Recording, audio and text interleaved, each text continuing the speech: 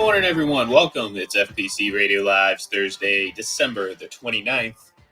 One of the last couple days of 2022. It flies by, John. It flies by because not too long ago, actually, half a lifetime ago for Tom Brady, he took his first NFL snap. And the reason I brought that up is because someone actually tweeted this, and I don't know who, but I saw it on line yesterday that as of, I believe, yesterday, John, he has literally played exactly half his life in the NFL. From the day that he was born to the day that he was drafted was the same period of time from the day that he was drafted until now. It's pretty crazy, huh? Yeah, that does make sense, right? Absolutely, yeah. I mean, we're talking about a 45-year-old man who's been in the league since 2000. Mm-hmm. Boy, he's played during, 5 presidential administrations, if I'm not mistaken. I'm trying to do that off the top of my head, but he was there for Bill Clinton. Yeah. I mean, technically, Bill Clinton. Yeah. Okay. Yeah. No, you're right because he was drafted in 2000. Okay. Yeah. No. Technically, you're right. He didn't play during the Clinton administration. He was just drafted during it.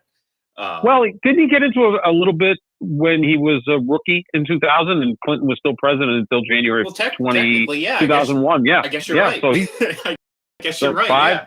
I mean, give the man credit. Yeah. Hey, look. Wow. Because you've never given him credit, so I don't want you to, shortchange him at this late stage. I was going to say that's probably the first time in my entire life I've ever told someone or heard someone tell me to give Tom Brady credit. I was kind of taken aback by that.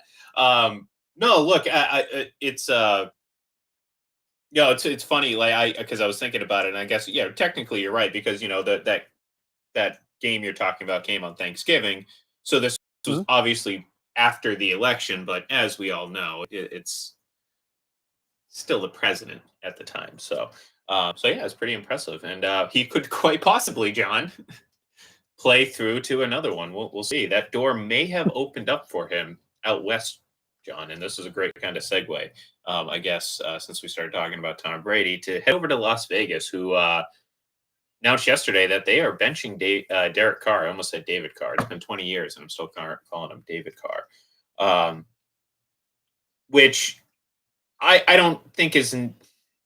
I'm not going to say it's necessarily surprising. I think we on this show have certainly kind of come to the conclusion over the last, certainly this year and in years past. I mean, it wasn't like this snuck up on us like, oh, wow, Derek Carr isn't that guy. We all suspected it, but it really kind of came together the last couple of years where it was just really apparent because it's at a point now in his career where he's not the guy with a bunch of potential. It's like the Russell Wilson, not quite to that extreme, but like people are saying, oh, you can fix Russell Wilson. He's 33 years old, going on 34. Like, what are you going to fix? And I kind of feel the same way with Derek Carr, although I think he's a serviceable player. He's just not a guy who's going to take this Raiders team anywhere further than where they've been with him. And that is kind of borderline good at times, but very mostly mediocrity.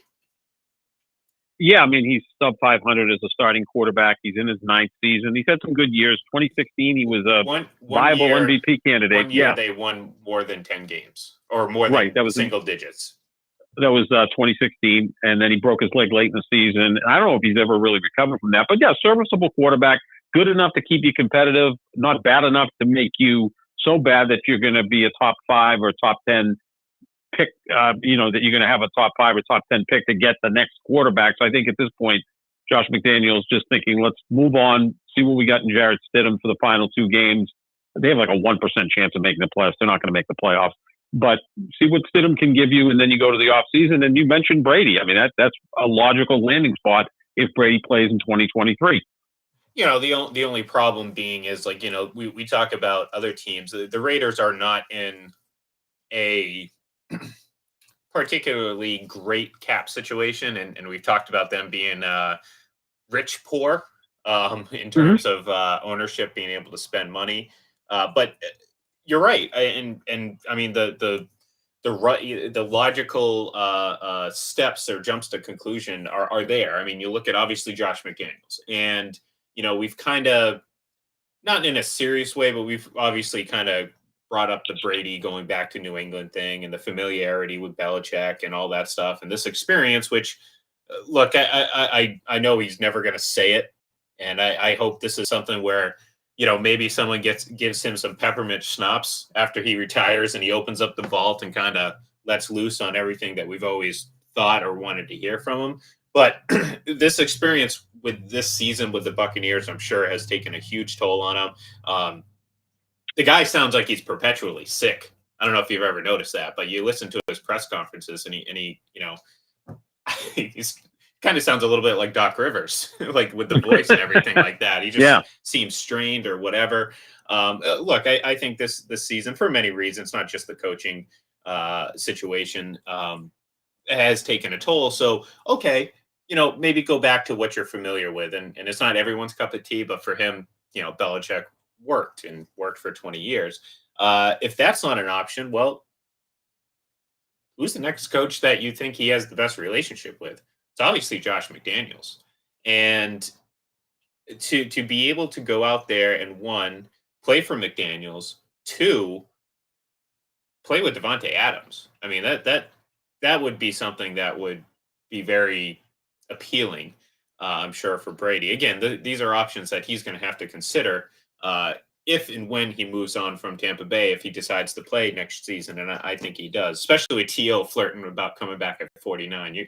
I think Brady's just, up the limit a little bit for himself. But, you look at those circumstances, they have, maybe they bring back Josh Jacobs. I know they declined his 5th-year option, and who knows what's going to happen with that. They have Darren Waller there. Maybe you coax Rob Gronkowski out of retirement one more time. Who knows? But obviously the connection being you get to go play with Josh McDaniels, and with this move to bench Derek Carr, who has also stepped away from the team, with permission from. This wasn't a I'm going to take my toys and go home type of thing. This is, I think he understands what's happening. The team understands what's happening, and with only 2 weeks left, or a week and a half, really, because Sunday is just around the corner. You might as well just enjoy these last, week and a half. They're going to deal with that situation in the off season. So this opens the door. And look, I mean, yeah, is it a chance to see what Jarrett Stidham can do? Sure. But outside of that small group of Stidham fanatics that appeared around 2020 in New England, and I haven't seen them since. So, I don't know where they are. Maybe they moved to Las Vegas. Outside of that group, no one is anticipating Jarrett Stidham is going to be the next franchise quarterback. Now, maybe the Raiders have no option because of their cash flow. I don't know exactly what their situation is, but I don't see this as a serious threat to be, or see him as a serious threat, and that is Jarrett Stidham to be the next next quarterback of the Raiders. So they got a lot of things to figure out, and maybe Tom Brady saves another team that was less relevant in 2002. Yeah, true. Yeah, maybe he goes to the two teams that met in that Super Bowl 20 years ago and wins another Super Bowl with each one of them. I think he'd look cool in that uniform. Obviously, Vegas is very appealing. As you said, Devontae Adams. They've got some other weapons on offense. They button up that offensive line. But, you can do that maybe through the draft or signing a free agent or whatever. They have a decent pass rush. Their secondary is a bit weak. But, you add Tom Brady to your team, you're going to be that much better. It seems to be a logical landing spot for him. And I do think he's going to play next year, whether it be with the Raiders, the 49ers. Those seem to be the two leading contenders, depending on what San Francisco does in the postseason. I mean, if they go ahead and win the Super Bowl with Brock Purdy, or if Garoppolo shows up in the NFC Championship game and in the Super Bowl and somehow they win, you go off your quarterback at that point. I don't know. But the Raiders make a lot of sense because of Josh McDaniels, and a lot of the coaches under McDaniels were with New England when Brady was there. So there's that familiarity with that as well. I think it makes sense. Yeah. And look, I mean, it's, again, I mean, you just got to prepare yourself for people to say that this Raiders team was on the cusp of winning a Super Bowl if he does do that and go and win a Super Bowl with the Raiders. And The funny thing is, and this is the petty side of me, John, or the I guess the fan still in me is that this whole Chiefs fans are taking victory laps with Derek Carr being Derek Carr be benched, and obviously bringing up old tweets about the Raiders potentially winning the division and all that. Look, I bought into the Raiders a little bit, like everyone else this year, and they like every year, kind of really very much disappoint. And hey, it is what it is. But I'm gonna really enjoy the I guess the situation that could potentially unfold with Tom Brady going to the AFC West, because then that's when you seriously consider maybe the Chiefs' stranglehold on this division isn't going to be as strong in 2023, because that would change things quite a bit. And look, everyone's going to point to, oh well, what are you talking about? You're getting a washed up Tom Brady, this, that, and the other.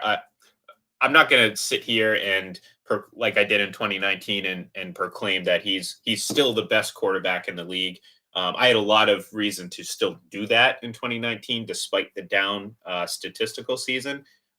He's still an elite quarterback and one of the very best in the league right now. And despite the down year, which John very surprisingly matches up very nicely with Justin Herbert's year, by the way, which is very, very funny considering how we view different things, where Justin Herbert's a young up and comer and Tom Brady is apparently washed and over the hill at 45, even though they're producing at about the same level. And very similar circumstances. Would you agree in terms of they have talent by name, but it just hasn't really worked? They've dealt with teams that dealt with a lot of injury. I think they're handicapped by their coaching. Yeah, I would say handicapped by their coaching. Their head coaches are defensive coaches, so that's not necessarily the easy thing for a quarterback to overcome. The Tampa receivers have at least played. Now, we both agree that Chris Godwin is not himself, recovering from that knee injury he suffered last year. Mike Evans looks about at 80%, but at least they're out there playing. I mean, Keenan Allen and Michael Williams, they really haven't played much with the Chargers, and the Chargers have been able to kind of fight through and build up a 9-6 record and clinch a playoff spot. But yeah, I mean, Brady can still play. I don't doubt that in the least. You put him out there with Devontae Adams, a sick combination to say the least. Yeah. Well, I mean, I think that's certainly what was that comment Devontae Adams made in the offseason about going from one Hall of Fame quarterback to another. Well, I think he was just predicting the future. He wasn't talking about Carr. He was talking about Tom Brady in 2023. No, I mean, look, it's going to be obviously unless and until Brady comes out and says otherwise, or says, "Hey, this is it for me." This is going to be one of the bigger stories, and this benching of Derek Carr obviously, really adds fuel to that fire, that speculation fire, so to speak, because there's no hard evidence linking him to the Raiders. I mean, again, unless you want to consider pursuits of Brady by the Raiders, and if you believe the Mark Davis wanted him, but John Gruden didn't, maybe that with obviously Gruden gone and McDaniels there, you can't get much better for a 180 on that decision if it comes back to it. So we'll see how that kind of plays out. And like I said, I mean, it's going to make Oakland better. Oakland. I mean, how many times am I going to do that? I mean, it's 2020, almost 2023 at this point. Las Vegas, it's going to make them better. And if you want to follow any trends, John, I came down to Tampa and Tom Brady followed me here. I like to go to Las Vegas. I'd like to think that Tom Brady is going to follow me out there too. So, I think so. Yeah, I'm actually considering getting a restraining order. Actually, it's kind of embarrassing. Someone of his stature following me around, but the nerve of him, the nerve of that guy. Yeah. So, look, it's going to be one of the biggest talked about things in the offseason. Not just Brady's future, but obviously the Raiders, because they're a brand. I mean, we know that. What's going to happen. I think we believe very strongly, especially now, that Josh McDaniels is fairly safe. Not that, he has this incredible built-up cachet. It's just, I don't think he's done anything to necessarily deserve being fired. And I also, don't think the Raiders really have any better option. So, again, what are you going to do? Well, you're going to stick with your new head coach who has a lot of promise. I'll give him that. And move on from the quarterback that you've had in the building for quite some time, and it just hasn't worked out. So, yeah, we'll see. Anyways, other news that actually happened right after we got off the air on Tuesday, John. J.J. Watt announced his retirement, or will be retiring at the end of the year. He posted a photo of him and his newborn attending his first home game, and he also added that it will be his last, meaning JJ's last home game, implying, obviously, that he is going to be hanging up after this season. And I mean, 111 and a half sacks, 27 forced fumbles, and, a guy that you feel almost left maybe just that same amount of statistical output on the table with the amount of injuries. You know what I mean? Mm-hmm. Like, that's an incredible career, and very likely a first ballot Hall of Famer, 5-time All-Pro, 5-time Pro Bowler, 2010 member of the 2010 team, AP Defensive Player of the Year 3 times.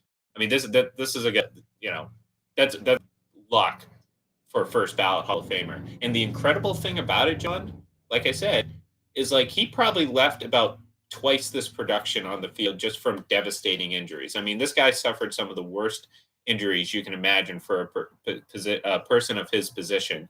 And it's a shame that he's not going to end up with a Super Bowl, but I think he's going to go down he's going to be remembered very fondly among some of the people who love defensive players and among the very best at his position. I think you lock first ballot Hall of Famer. And you can almost make a comparison with him to Rob Gronkowski. Now, obviously, Gronkowski has the Super Bowls, which J.J. Watt doesn't have, but Gronkowski's numbers maybe don't measure up to Tony Gonzalez or Travis Kelce, but most everyone believes he's the greatest tight end ever. Quick, I think offensive players have far more of an influence. Like individual offensive players have far more of an influence on certainly a guy like Gronkowski on winning and losing than J.J. Watt. Yeah. So, you know, I don't weigh the championship thing as heavily on J.J. Watt as I do, say, Rob Gronkowski, or especially a quarterback. Right. More so a quarterback than anything. Absolutely. I mean, you can't even go to running backs because I could list great running backs from the past that never even sniffed the Super Bowl. You know, obviously Barry Sanders and O.J. Simpson are like the first two that come to mind. Walter Payton got to 1 and won one, didn't score, and that's a shame. LaDainian Tomlinson, another great running back that never sniffed. Eric Dickerson never played in a Super Bowl. So you don't necessarily build around a running back. You did maybe years ago, but now it's all about the quarterback. But yeah, I mean, Gronkowski is similar to J.J. Watt in the fact that they've suffered so many debilitating injuries and they just came back. And at some point, the body just gives out after a dozen years and a dozen operations. And at some point, it's time to move on. But yeah, I think he's a first ballot Hall of Fame. He and Aaron Donald are like the two great defensive linemen of this era because they both are great at rushing the quarterback. Donald even better at stopping the run, but just both 3-time Defensive Player of the Year award winners, which is pretty sensational when you think about that. But great career, and you know, he also did a lot for the community in Houston, especially after the hurricane. He just raised a ton of money for that, so he seems like a really good guy. Somewhere north of like $27 million. Like, incredible, I mean, yeah. Like to say he's a good human is underselling incredible. Right. Like, I mean, the guy, like as monumental or as big of as his achievements were on the field, and like I said, I mean, he nearly could have doubled that if he just stayed healthy. What he did off the field was almost, if not more impactful, certainly from a humanity standpoint. I mean, that's not a question. But like in terms of his legacy, you know, it's almost more impactful what he did off the field, which is incredible considering what he did on the field. But you know, his rise to action and his ability, and not only that, but to show consistent humility and just, I mean, professionalism. I mean, everything you want from a pro, from an athlete, someone to look up to is you know, J.J. Watt's that type of guy. And you know, like I said, I mean, it's too bad that he's going to unfortunately not win a Super Bowl. You know, he drafted in 2011 by the Houston Texans, and we know Houston, they had a run there that really started to plummet after the Letterman Jackie game. We all remember that. That was about the peak of the Houston franchise, and it's really hasn't been the same since. And I'm not kidding; it really kind of Yeah. went downhill after that. Um, but he's going to go down as one of the.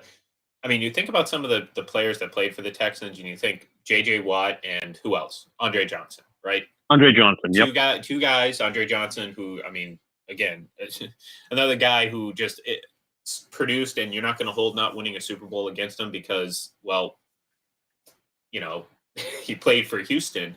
But J.J. Watt's the same thing. I mean, in 4 seasons, John, he twice led the league in sacks. Once he had 20 and a half sacks, but he also had 20 and a half sacks in 2014 and didn't lead the league. So you're talking about over a span of 4 seasons. Trying to do the math in my head. I do a little quick math, 4, 5, 60, 67, 69 sacks in 4 seasons. Like Incredible. That's absurd. And again, I mean, that's where you're getting a lot of his defensive player of the year, all that stuff. It was after that stretch, after 2015, where kind of the injury bug really crept up on him. He's on pace to play only his third full season since then. And that was what, this is 7th season since 2015. So that's where his career ultimately, you're going to talk about the beginning of it and how great he was and how great he really was throughout the rest of his career. But you're also going to talk about how much was lost by just missing so much time. Because if you think about it, every year that he was healthy, just about, he led the league in something, whether it was sacks, forced fumbles, or tackles for a loss. Even the 1 year in 2018 where he played 16 full games, he led the league in forced fumbles with 16 sacks. And that was 29 in 2018. So the guy's just been dominant throughout his entire career. And again, I really like the comparison to Gronk, because you think about like all the gimme statistics that Gronk really left on the field when he was injured. I mean, you're talking about a lot of game playing time missed for both these guys, but both of them very easily first ballot Hall of Famers, and very quite possible. Well, actually, no, technically no, because unless Gronk comes back for a couple games this week, they will not be going in at the same time. No, that would be a lot of testosterone if they went in together. Yeah, and if Brady retired too. yeah, that would be a bit much for the Hall of Fame to handle. But yeah, no, just a great player. And again, longevity is always kind of important in baseball and some other sports. In football, it's tough because of the injury factor, especially when you play that position where you're getting hit from all different sides. And if I had to take one, Aaron Donald or J.J. Watt, I'd probably take Aaron Donald only because of his durability. And I also think he's a little bit better at stopping the run. Maybe give him a slight edge too, because he did go to 2 Super Bowls and win one, and could have very easily been the MVP in last year's Super Bowl. But yeah, those are the 2 guys that you think of over the last dozen years as the 2 best defensive linemen in football, and certainly J.J. Watt's right there with Aaron Donald. Yeah, and like I said, it's I guess fortunately you still have another Watt. Well, actually, I think there's a few Watts. There are a couple, yeah. Yeah, I think there's a few of them, but obviously TJ is off in Pittsburgh, and obviously kind of the same thing when he's healthy. A lot of the same ability on the field. I still think JJ was obviously far more. I mean, he was just a dominant player for a while. So, all right, so we talked about Derek Carr. We didn't really touch too much on Davante Adams because, I want to see how this plays out and what his future with the Raiders are. So, we'll kind of see kind of what unfolds over the next week or so. And again, I mean, obviously, if the plan is to go out and pursue a guy like Tom Brady, well, I think Davante Adams will be just fine. We'll see though. So, anyways, let's shift towards before we wrap it up and head out of here. Let's shift towards what we're going to see this weekend and tonight, starting with the Cowboys and the Titans, a matchup that I'm sure will be competitive because the Cowboys do like to play down to their competition. But I look, if you're going to ask me how much confidence I have in the Cowboys to do anything in the playoffs, I'm far closer to 0 than I am, well, anything positive, to be honest with you, because I look at this team as, part of it is they haven't done anything in 30 years. And I know it's not fair to hold, the past against this team currently. And that's not what my reasoning technically for why I don't think they'll do it. I just think that they're too inconsistent and sloppy on both sides of the ball, particularly on offense. You have Dak Prescott turning the ball over. Trayvon Diggs is, it's a gamble. We saw him get absolutely blown out of the water where he can make some plays and turn the ball over. But I feel, again, it's too much of a gamble for the playoffs. You want some more consistency and something you can bank on when it comes time to playoff time. And look, as again, if the Bucks win on Sunday and you end up getting a Buccaneers Cowboys matchup in Tampa, I mean, it's crazy to think I might take the Buccaneers because I just don't believe in the Cowboys, and I'd much rather gamble on a team like Tampa, who, again, 90% of the time they didn't look like what they have any clue what they're doing. But I got to feel that like they can put it together during a playoff game against the Cowboys, who I feel like even more so will look lost, especially to start the playoff game. And I think by the time they figure things out, it might be a little too late. So my confidence level is in the toilet with the Cowboys. Let's just put it that way. Aren't they the classic high ceiling, low floor team, right? Like they've looked awesome at times. Mm-hmm. The fourth quarter against the Colts, although it was a 2-point game going into that, they outscored them 33-0 in one quarter, blowing out Minnesota in Minnesota, beating Philadelphia just a week ago. They look really good in many of those contests, and then they'll follow it up with a game against the Texans where they barely win or they lose to the Jaguars, which actually right now isn't really that bad a thing because the Jaguars are playing really good football, but there's so many ups and downs with the Cowboys. Clock management is poor. They're the most penalized team in the league. And like you said, Dak Prescott, who used to take care of the footballs, become a turnover machine of late. So that's a problem when you get to the postseason. And it certainly looks like it's going to be Dallas at Tampa on Wild Card Weekend, unless Tampa doesn't win the division. And that's going to be probably the marquee game because, look, Dallas is still the biggest brand in the sport, and they'd be going against Tom Brady. That would be a pretty interesting matchup. And he has never lost to Dallas in his career, which, is one of his major accomplishments. Yeah, and look, I mean, both teams have their issues, and it's certainly, the Cowboys are what they are now and have played better this season in totality. But to your point about you just can't turn the ball over. Like, especially if you have a guy who's supposed to be an elite quarterback, like you just can't turn the ball over. Like, I expect that out of other players, you know what I mean? But if Dak Prescott's supposed to be the franchise quarterback of the Dallas Cowboys, we see that commercial now playing every single Sunday. I want to be the franchise. I want to be the starting quarterback for the Dallas Cowboys. Well, guess what? Dak is the starting quarterback of the Dallas Cowboys. That's a lot of pressure, sure. But it also comes with, like he's supposed to be this guy, and the amount of the time that he's spent watching the other team take the ball away is just too much for an elite quarterback or a guy who's supposed to be an elite quarterback and someone who can take the Cowboys to somewhere they haven't been since I was 5 years old. Well, no, that's a lie. I was much older than that. I was like 8 or 9, but still, you get the point. Mm-hmm. So yeah, they have not been in the NFC Championship game since the 95 season. So we're coming up on 27 seasons without advancing to the conference championship game. That's only better than, say, Washington and Detroit in the NFC. That's it. So that's what they haven't accomplished. They're still the biggest brand in the sport. And until they do something, there's going to be doubt there because they're, even in wins, they look sloppy with the turnovers and the penalties and the clock mismanagement. And again, they do a lot of great things out there, but they also do a lot of stupid things. So we'll see what happens tonight. This almost feels like a bye week for the Titans, short week, and it's really going to come down to week 18 when they face Jacksonville to see who wins the AFC South. So they may just be treating this as a bye week because it feels like half their starters are out, rest them up, and get ready for week 18, which is unfortunate for the viewing audience. Well, that's a problem. But see, here's the thing. I look at the Cowboys as a team that kind of needs to play out their problems. You know what I mean? Like if they take the route of, okay, look, we're pretty much locked into this position. we're just going to kind of rest towards the playoffs. I think that's you're signing your season's end right there, because I think that's going to make them come out and look like they're playing their first preseason game of the season.